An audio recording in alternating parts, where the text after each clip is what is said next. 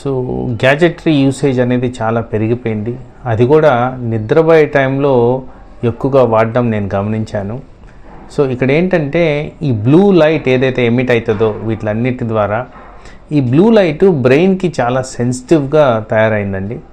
So ఈ sensitivity ఎలా ఉంటుందంటే ఏదైతే నిద్రకు సంబంధించిన హార్మోన్ మెలటోనిన్ అంటామో అది రావడం మానేస్తుంది బాడీలోకి. ఆ కారణంగా నిద్ర అనేది పట్టదు. సో స్లీప్ డిస్టర్బెన్స్ అనేది పెరుగుతూ వస్తుంది. మనకి నిద్ర రావట్లేదు కదా అని చెప్పి గ్యాడ్జెటరీ యూసేజ్ని పెంచుతూ ఉన్నాము. అదేవిధంగా చూస్తే ఈ హార్మోన్ ఏదైతే మనకి నిద్రని పుచ్చుద్దో అది రాకుండా ఉండడం వల్ల స్లీప్ డిస్టర్బెన్స్ అనేది తయారవడం, ఇది ఒక సైకిల్ ఫామ్లో పెరుక్కుంటూ పోయి వాస్తవానికి ఇది ఇన్సామ్నియాకి దారితీస్తుంది.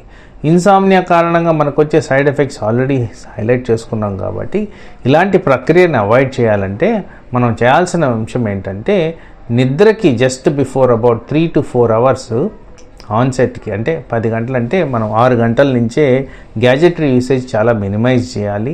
ఆ మినిమైజ్ చేసిన దానివల్ల ఈ హార్మోనల్ రెగ్యులేషన్ బెటర్ అవుద్ది. ఆ కారణంగా స్లీప్ అనేది బెటర్ కోఆర్డినేట్ అయ్యి నిద్ర లోపాలు లేకుండా మనం కాపాడుకోవచ్చు.